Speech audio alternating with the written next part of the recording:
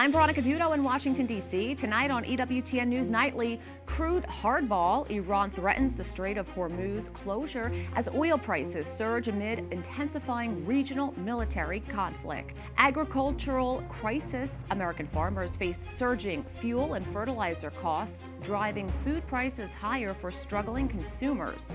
Legislative gridlock. The House passes border funding and surveillance extensions as midnight deadlines spark urgent legislative shutdown fears. Plus, divine harmony. The Holy See Pavilion uses St. Hildegard's soundscapes to connect the soul with nature and heaven. These stories and more tonight. From EWTN, the Global Catholic Network, this is EWTN News Nightly. Thank you for being with us on the feast day of Pope St. Pius V.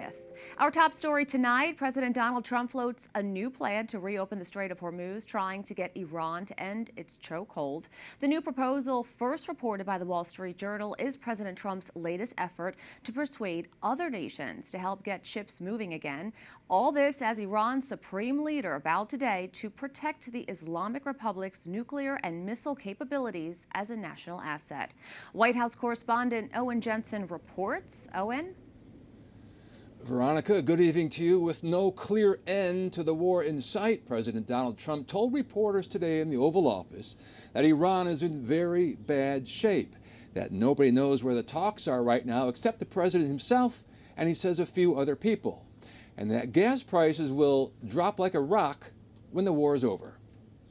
I mean, Iran is dying to make a deal. I can only tell you that. I don't want to get into it, but they cannot be nuclear. The Wall Street Journal reports the Trump administration is now asking other countries to join a new international coalition that would enable ships to navigate the waterway. It's called the Maritime Freedom Construct. And their economy is crashing. The blockade is incredible. The proposal comes as Iran's oil industry is struggling under a U.S. naval blockade and world oil prices surging above $126 a barrel today. But Iran defiant. A TV presenter reading a message from Iran's supreme leader, who has not been seen in weeks. The supreme leader saying that foreign actors have no place in the Persian Gulf except in the depths of its waters. Great king. Earlier, President Donald Trump said goodbye to the King and Queen of England. Just before that, he criticized another world leader, writing, "The Chancellor of Germany should spend more time on ending the war with Russia, Ukraine, where he has been totally ineffective, and fixing his broken country, especially immigration and energy, and less time on interfering with those that are getting rid of the Iran nuclear threat, thereby making the world, including Germany, a safer place." President Trump also says the U.S. is looking at possibly pulling some U.S. troops out of Germany. And while the U.S. economy accelerated at the start of 2026, the outlook is clouded by the Iran war. White House Economic Director Kevin Hassett acknowledges gas prices are high, but he believes that's only temporary. Going forward, how would you predict or assess the impact on jet fuel prices? Right now it's a big concern.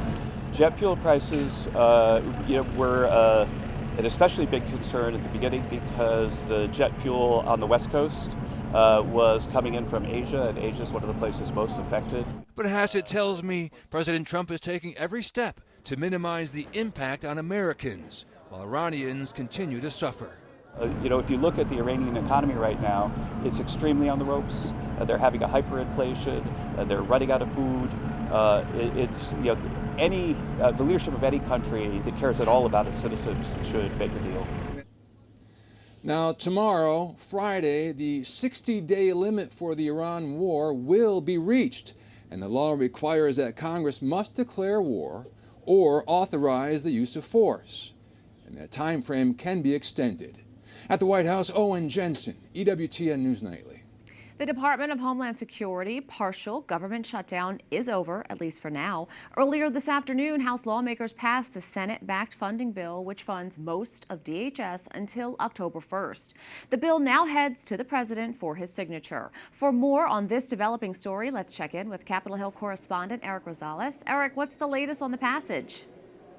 Well, I tell you what, Veronica, it's definitely good news up here. The 76 day partial government shutdown is over. For weeks, lawmakers on both sides of the aisle, well, they've been frustrated over the stalemate of the DHS funding bill. The Senate bill had been sitting over in the House for over a month. The bill will fully fund the U.S. Coast Guard, TSA, Secret Service, FEMA, and the Cybersecurity Agency, but the bill does not provide any funds for immigration and custom enforcement. Now congressional Republicans turn their attention to passing tens of millions of dollars for Border Patrol and ICE with another bill. They want to pass the second part of their plan through a process called reconciliation, getting it across the finish line with a simple majority vote. You have to look at both the budget resolution through reconciliation and the funding bill as one package. And I think when they look at it, they'll understand that's what it does. And the president's been crystal clear. We got to get this done. And right now, immigration enforcement for ICE and Border Patrol is being funded through the One Big Beautiful Bill, but that money will eventually run out. So President Trump is demanding that Congress pass the second bill and put it on his desk by June 1st. Another issue Congress must vote on is the Foreign Intelligence Surveillance Act, known as FISA. That's set to expire tonight. Lawmakers say it's a key in order for them to be able to get reforms and pass it as soon as they can. And if not, they say the intelligence community has a disadvantage in keeping America safe.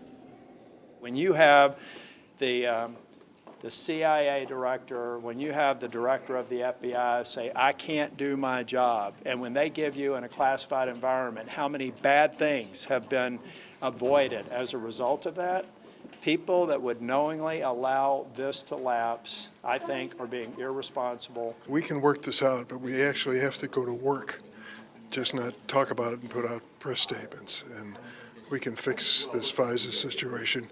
Right now, there are too many innocent Americans whose privacy is at risk. And by the way, the House approved a 3-year extension on Wednesday, but Senate Majority Leader John Thune told me that it was dead on arrival and won't pass in the Senate as it's written. So he's proposing a 45-day extension of FISA to work on the bill's language. And I've just found out that right now, this afternoon, the Senate passed the 45-day extension of FISA by a voice vote. The House is expected to pass it as well and send it off to the president's desk for a signature, and giving Congress about 2 weeks to be able to try and figure out a way to get some real FISA reforms, after several lawmakers say that they're concerned about America's privacy. Veronica, that's the latest from Capitol Hill. Back to you. Thanks for keeping track of all of that, Eric. Today, the Department of Justice released a report detailing allegations of anti-Christian bias under the Biden administration. The report confirmed 14 key findings, including that the administration pursued aggressive prosecutions against pro-life demonstrators, but responded less aggressively to violent attacks against pregnancy resource centers. Traditional Catholics were investigated, monitored, tracked, and scrutinized, even though they had not engaged in criminal misconduct. And the IRS investigated churches because of what their pastors preached. Camille Varone, senior counsel from the U.S. Justice Department, is here to talk about the report's findings. Thank you so much for joining us today. Thank you so much for having me. What's in the report, and which groups does it claim were being unfairly targeted by the previous administration? Well, thank you so much. So this report summarizes the findings of 17 federal departments, the cabinet members of them, and we've spent all this time going through what the Biden administration did with regard to Christians. And what we found was that the Biden administration engaged in bias against Christians, oftentimes Catholics, because they chose to act in accordance with their beliefs. So we walk through a bunch of examples in the report. One of those that I'll highlight for you is the Biden administration's Health and Human Services actually withheld funds from a Catholic hospital because the Catholic hospital had a sanctuary candle that they refused to extinguish. There was a similar issue where the Biden Department of Agriculture withheld funds from Catholic schools who were trying to feed children using the school lunch program because they were unable in their diocese to sign on to the Biden administration's views of gender ideology. These were significant findings. There were examples with the Biden FBI where they were identifying traditional Catholics as possible domestic terrorists or violent extremists because of their beliefs on matters like life and family. That kind of discrimination is just unreasonable and not consistent with what federal law and the Constitution requires. For people who are just hearing about this report and may not fully understand everything about it, what is the evidence about these Christian groups who are being targeted? Well, so what we have are, 210 pages of findings. I think it's almost 1,200 footnotes compiling all of the source material. And from the Department of Justice perspective, we've included internal privileged communications, both from the Department of Justice and the FBI, about some of those findings. Now, it seems that this limited Christians' ability to act in accordance with their faith, and it's everything from life, family, marriage, self identity. How are things going to change moving forward? What are you doing to fix all of this? Well, so it's essential that we do so, and so the task force has an entire chapter where we go through example by example.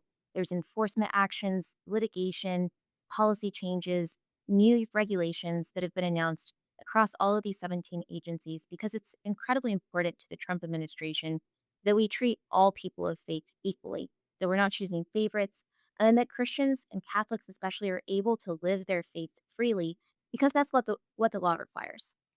From the research that went into this, why was this happening at all?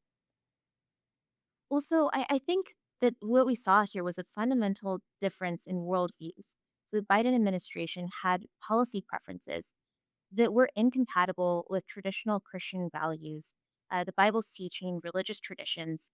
And when those conflicted, the Biden administration cited that policy priorities should take precedence over constitutionally protected rights. And that's what we were looking at here is Christians' ability to actually live out their beliefs. It's not something that the Constitution only protects your ability to hold your faith privately or within your church. The Constitution protects rights far more broadly than that. And that's where the issues were. An extremely important topic. Camille Varone, thank you so much for speaking with us. Absolutely. Thank you. The U.S. has charged a Mexican governor and 9 other current or former government officials with drug trafficking in exchange for political support. The Department of Justice alleges that the officials worked with leaders of the Sinaloa cartel, which, quote, enabled a pipeline of deadly drugs into our country. The DOJ has designated the cartel as a terrorist organization and says Mexican officials received thousands of dollars in bribes. If convicted, the charged officials could face up to 40 years or life in prison. Activists say Israeli forces intercepted a flotilla of boats in international waters near Greece, detaining more than 100 people. According to military officials, the vessels were challenging the Israel's naval blockade of Gaza. Organizers say the more than 70 boats were carrying humanitarian supplies to the territory. In a post on social media, the Israeli Foreign Ministry described the flotilla as a PR stunt. It also says the blockade of Gaza aims to prevent arms imports. The flotilla calls the incident a dangerous and unprecedented escalation. We still have a lot more to come on EWTN News Nightly. Farming squeeze. As American farmers are facing higher operational costs, what does it mean for your wallet? And new GDP and spending data, what that says about the U.S. economy, we'll discuss.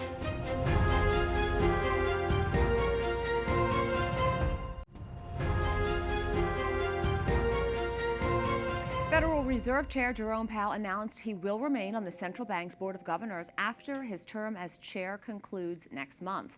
Powell cited a desire to protect the Fed's institutional independence following what he described as unprecedented legal challenges from the executive branch. The decision prevents an immediate vacancy on the 7-member board as the Senate considers Kevin Warsh to succeed Powell as the next Federal Reserve Chair.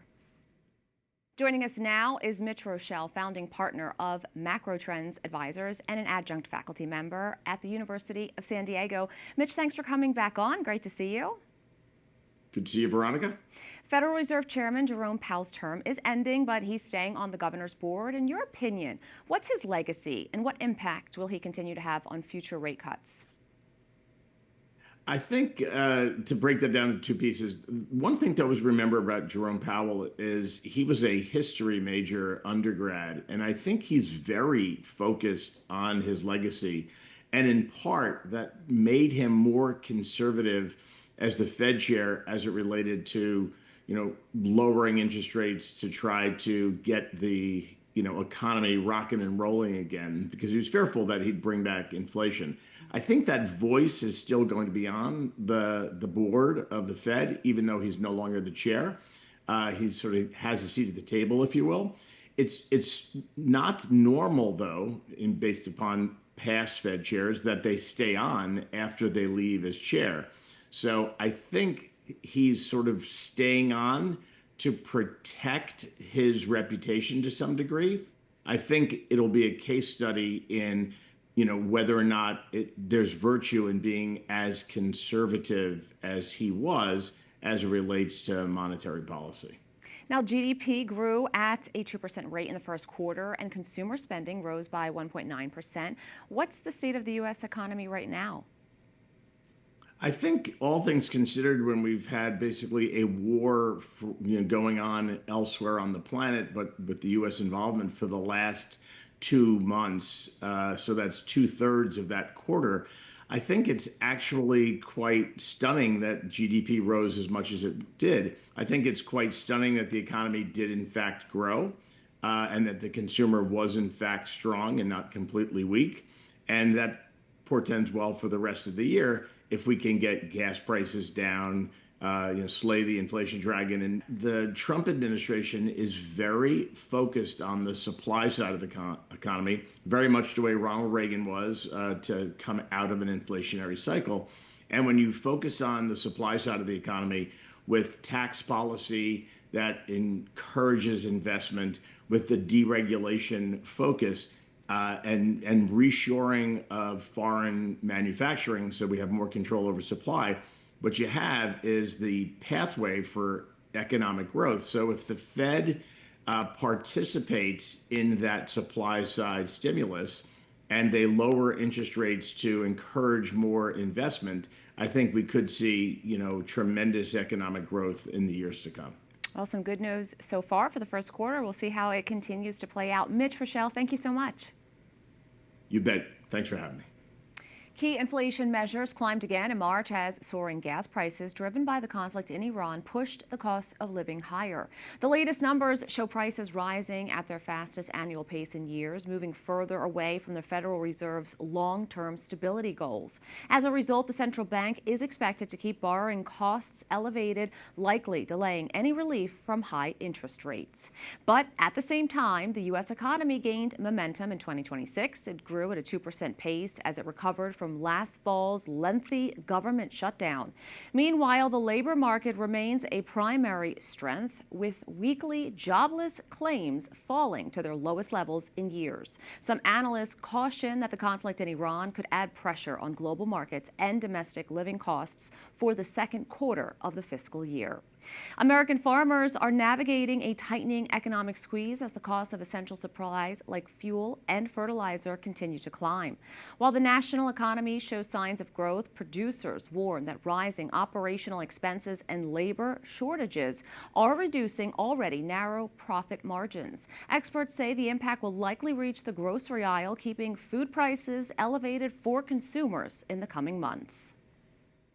We're joined by Professor David Ortega, an expert in food economics and policy from Michigan State University. Thanks for coming on. Thanks, Veronica, for having me on. So how can you just maybe explain for our audience with what's happening in the Middle East? How is that affecting American food costs? Well, so, farmers are stretched very thin right now, and that is because they are facing higher input costs, and in many cases, crop prices haven't increase to help offset those costs. Now, the conflict in the Middle East is the latest shock that we've seen to the agricultural and food sector, and it's really impacting fuel prices, and in particular diesel, which is really important for agriculture and food. So food moves on diesel here in this country, from the farm all the way to the trucking that's needed to get the food to our grocery store. So high oil prices means higher diesel prices. But also the price of fertilizer is up, and that is because the Persian Gulf and the Gulf states are a major producer of both fertilizer and natural gas, which is a key input in fertilizer production, and that's driven the cost of fertilizer up for farmers, not just in this country, but also around the world. The Trump administration has been trying to help with its farm initiative. Is this providing enough relief? Well, so really what producers need at the moment is more certainty. And that's one thing that they've been facing a lot of over the past couple of years, is just a high degree of uncertainty when it comes to trade policy, but also the impacts of geopolitical conflicts like we're seeing right now. So some of the relief that farmers are receiving certainly helps, but it's not enough. It's only a patch to the problem. It doesn't really get to the root cause of why input costs are increasing or why some farmers may be losing export market opportunities given some of the recent trade disputes. In your opinion, what can we expect over the next few months in terms of food prices? Yeah, so given the current situation in the Middle East and what that's doing to fuel prices, this is not something that we're going to see food prices jump overnight as a result. It's sort of a slow burn in terms of how those cost increases travel through the food supply chain. It could take the better part of 6 months or more before we see the full impact of these costs show up at the grocery store. But there are some food categories that I think we'll start to see these cost pressures show up much more quickly. Things like perishable food items that have to travel longer distances from where they're produced to where they're consumed in the large population centers.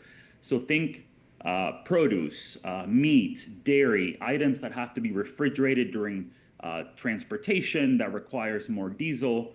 And so those are really the canary in the coal mine when it comes to the impact of what's happening now on food prices. Professor David Ortega, thank you. Thank you very much. Thanks for having me on. Up next on EWTN News Nightly, The Eye of the Soul, a sneak peek at the International Art Exhibition where the Holy See is participating.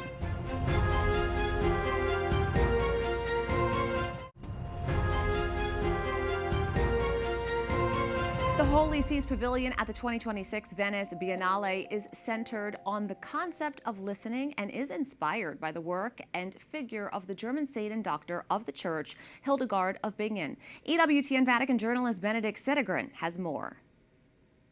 La Biennale di Venezia is an art exhibition in Venice that draws in artists from around the world, and even the Holy See makes an appearance. But this year, it's not trying to catch the eye, but rather the ear, through the music of the saint and doctor of the Church, Hildegard von Bingen. We wanted to really emphasize music and sound as a main tool to experiment Hildegard and the garden. In the act of putting your headphone, you're going to walk into a garden which has hundreds of points, and every point you're going to trigger by walking through are going to allow you to experience different sounds. The event was presented during a press conference at the Vatican. Cardinal José Tolentino de Mendonça, commissioner of the pavilion and prefect of the Dicastery for Culture and Education, explained how the Holy See's participation in the Biennale is an opportunity for immersion in contemplation and listening. Chiesa stia presente e anche possa. I believe that the Church's presence there and its ability to offer a perspective and present a vision is a wonderful opportunity. This is in line with what the Church, the Holy See, is doing, but also with what many dioceses and ecclesial communities are doing all over the world. Ecclesiali fanno in tutto il mondo. The international exhibition runs from May 9th to November 22nd this year. The theme is "The Ear is the Eye of the Soul," and there will be 2 venues where visitors can view 2 different works: the mystical garden of the Carmelites in Cannaregio and the complex of Santa Maria Ausiliatrice in Castello. There are 24 participating artists who drew inspiration from St. Hildegard. Ben Vickers, one of the curators, spoke to EWTN News about why St. Hildegard was chosen as the inspiration. Since the period of the Enlightenment, you have experienced the fragmentation of the arts and the fragmentation of disciplines into many different areas. And Hildegard shows us a different way of being. She was, of course, a doctor, a saint of the Church, a visionary, but also medicine, theology. She invented her own language. She's this incredible figure that shows us a way in which we can unify all of the disciplines.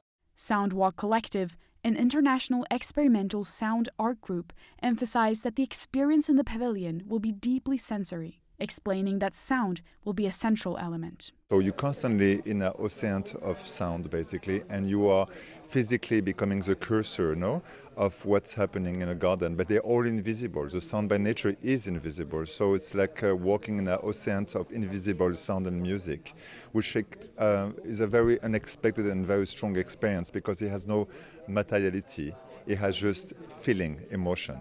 In Rome, Benedictia de Grian for EWTN News Nightly. A Kenyan marathon champion is drawing attention not just for his speed, but for his faith. Before winning the London Marathon, Sebastian Solway attended Mass at his home parish in Kenya, asking fellow Catholics to pray for him. Shortly after, the 31-year-old became the first person to break the fabled 2-hour barrier. Church officials say he never misses a church service and is an active supporter of parish life. He's donated generously to church construction and the community. We thank you for watching tonight. Remember, you can follow us on social media, Facebook, X, YouTube, and Instagram at EWTN News Nightly. I'm Veronica Dudo. Good night and God bless.